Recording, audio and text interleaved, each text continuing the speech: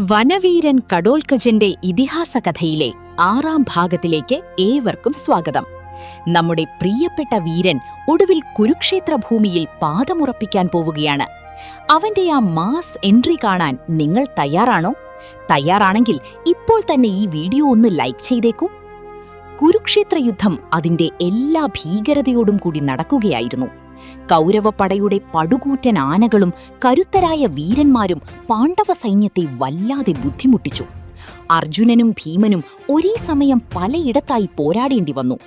ആകാശത്ത് കറുത്ത മേഘങ്ങൾ ഉരുണ്ടുകൂടാൻ തുടങ്ങി. എന്നാൽ അത് സാധാരണ മേഘങ്ങളായിരുന്നില്ല.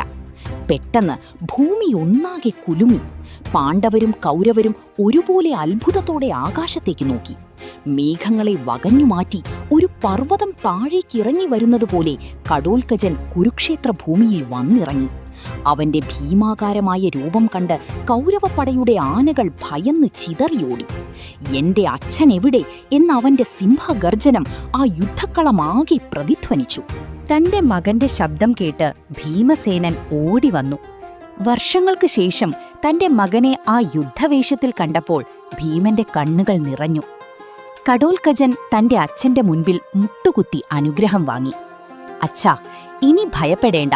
ധർമ്മത്തിനു വേണ്ടിയുള്ള ഈ പോരാട്ടത്തിൽ ഞാനും എന്റെ സൈന്യവും നിങ്ങൾക്ക് കാവലുണ്ടാകും എന്നവൻ വാക്കു നൽകി.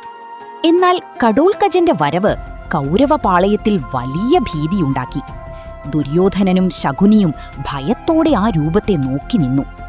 സാധാരണ ആയുധങ്ങൾ കൊണ്ട് തോൽപ്പിക്കാൻ കഴിയാത്ത ഒരു മായാവിയെയാണ് തങ്ങളിനി നേരിടേണ്ടതെന്ന് അവർ തിരിച്ചറിഞ്ഞു. ആ ദിവസം മുതൽ കുരുക്ഷേത്ര യുദ്ധത്തിന്റെ ഗതി മാറാൻ തുടങ്ങുകയായിരുന്നു. കടോൽക്കജൻ എങ്ങനെയാണ് തന്റെ ആദ്യ പോരാട്ടം തുടങ്ങുന്നത്? അവന്റെ മായാവിദ്യകൾ കൗരവപ്പടയെ എങ്ങനെ തകർത്തു? അത് നമുക്ക് അടുത്ത എപ്പിസോഡിൽ കാണാം. കൂടുതൽ വിശേഷങ്ങൾക്കായി ചാനൽ സബ്സ്ക്രൈബ് ചെയ്യാൻ മറക്കരുത്.